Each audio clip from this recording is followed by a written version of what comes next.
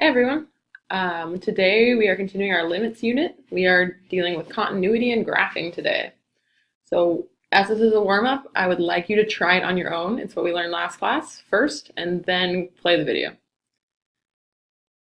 Now that you're back after you've hopefully tried this, this limit as x approaches -6 from the left. So it looks like -6 is about here. So approaching that from the left, even though there's a hole, we're still hitting at 3. So our limit is 3. As x approaches 4 from the left, 4 is an asymptote, and approaching it from the left, it's going up to positive infinity. So this one's going to be does not exist, and our justification is it's going to positive infinity. Our limit of the function as x approaches 1 from the right, so 1 from the right, looks like it's hitting down at -2. Approaches -2 from the left. So -2, here it's coming at it from the left. So up there, looks like it's hitting at 6. Then we've got -2 from the right. So notice this side of the function ended at 6, but coming at it from the right, we're hitting at -2. The limit at x is -2. So we know that the limit as x approaches -2 from the left and the right has to match in order for the limit at x goes to -2 exists. But however, they do not match, so this limit does not exist. You can also see that based on the giant jump here. Then looking at limit as x goes to -6, so -6. Here the left and the right sides meet at 3, so our limit goes to 3. Looking at the same graph, this graph has 3 types of discontinuities. So these different types, we've talked about them all. This is a hole. So different names you might hear for this. Hole is the one we've been commonly using. The other one you might see is removable discontinuity. So that's the fancy math term for it. So removable discontinuity. So holes are removable discontinuities is one thing that makes a graph not continuous. The next type we've also talked about is a jump. And it also has a fancy name. I guess its fancy name is jump discontinuity. So thankfully it also has the word jump in it, so it's not too confusing. Continuity. Hopefully I spelled that right. The last thing that makes a graph not continuous is this asymptote. So asymptote has more fancy names. So first one, we usually call just a vertical asymptote.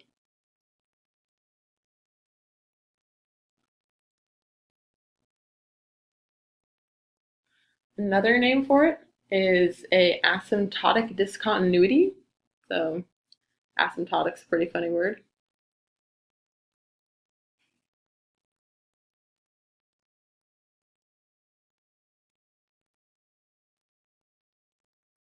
And the last one is infinite discontinuity, which you can see it's making your graph go to infinity or negative infinity. So that's where infinite discontinuity comes from.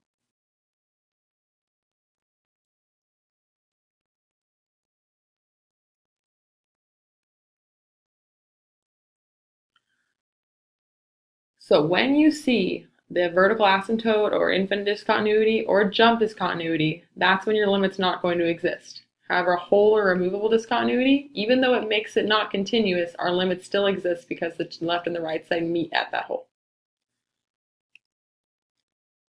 So I'd like you to try this on your own before you watch the video, but I'm wanting you to sort these 8 graphs into the following categories. So which graphs have removable discontinuities, so a hole at C, a step or a jump at C, an asymptotic or infinite discontinuity, or no discontinuity.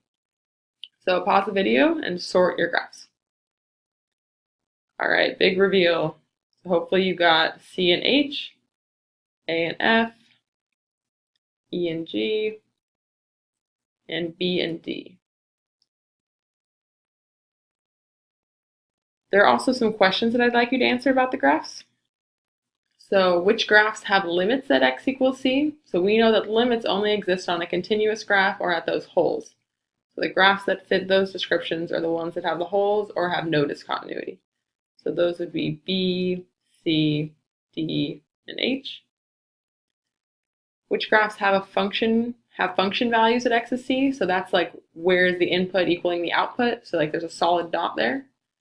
So the graphs for that are A, B, and D. And last, for which of the graphs is the limit as x equals 6 equal to the function value at x equals 6? So where does your limit exist and you've got a solid dot? And the only two graphs that fit that are B and D. So as you'll notice on the graphs on B and D, here you've got a corner, but it's like a solid, and D it's also solid. So the limit exists there and it's continuous. So definition of continuity. So you guys have dealt with this before, but our fancy definition, it's going to have three different parts. So a function f of x is said to be continuous at x equals c. I would ask if you guys know what this means, but I'm not there. So IFF means if and only if. So a function is said to be continuous at x equals c if and only if, first, the limit as x goes to c of f of x exists. So the left side meets the right side. The second one is the function exists, so f of c exists. So there's like a solid dot there.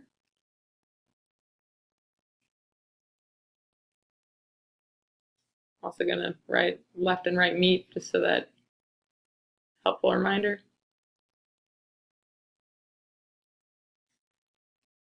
And then the last one is that your limit and your function have to equal each other. So the limit as x goes to c of the function should equal whatever that solid dot is. So it should equal whatever your f of c is. So these are three different rules that make something continuous, continuous. So it has to fit all three of these in order to be continuous. So the next example, we want to answer the following questions for each c value listed below. Is the function continuous at x equals c, yes or no? And then if no, which part of the definition does it fail?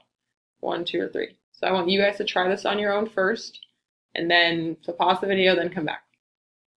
Now that you're back, first one at x, c equals 0. So at c equals 0, it looks like we've got, so like that's like x is 0. Our graph is a solid line, so yes, this is continuous. Because the function, like it's solid, there's no jump, there's no hole, so we're good.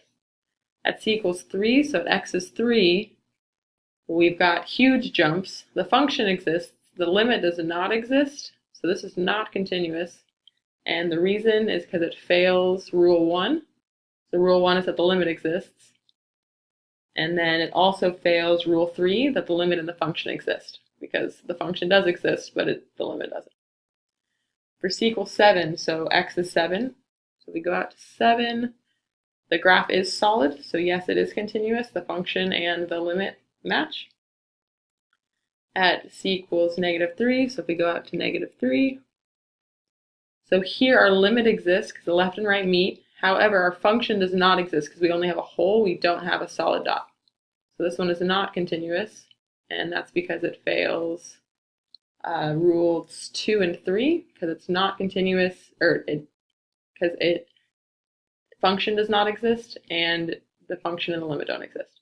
Notice, if you ever use rules 1 and 2, that means either the limit doesn't exist or the function doesn't exist, then it's always rule 3 as well. So rule 3 will always apply, because they can't equal each other if they don't exist.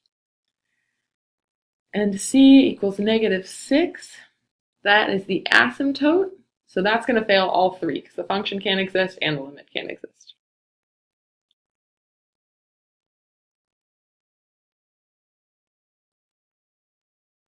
All right, flip to the back.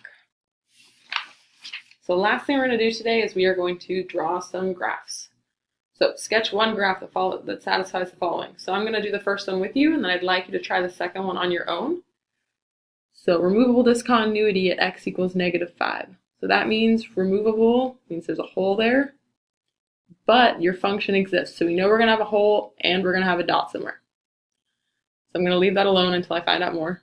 We've got a jump at x equals 8, but we also have a function that exists. So we know we need a solid dot and a jump. An infinite discontinuity at x equals 3. So that means we have a vertical asymptote at x is 3. So let's go to x is 3 and put a vertical asymptote. All right, following on, we've got the limit as x goes to -5 equals 7. So we're going to go to x is -5, go up to 7.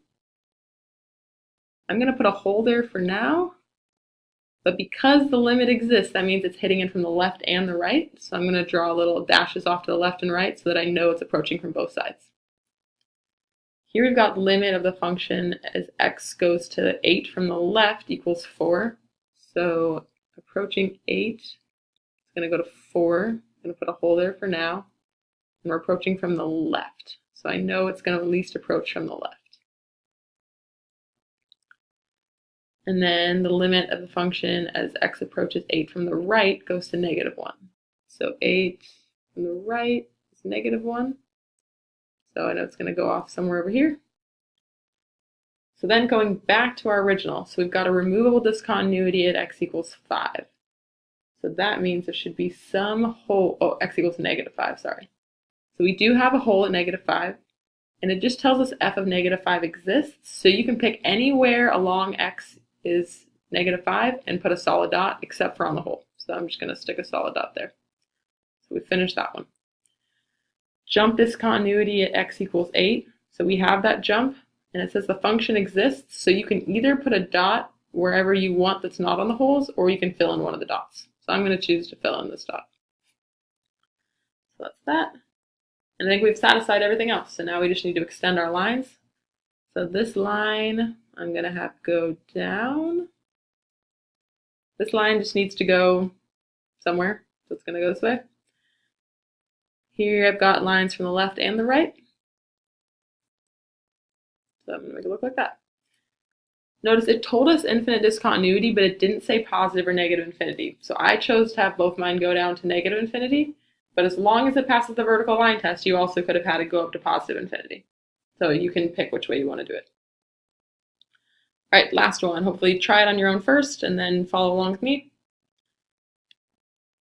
So we've got a jump discontinuity at 0. So jump at 0, removable discontinuity at 5. So we've got a hole at 5.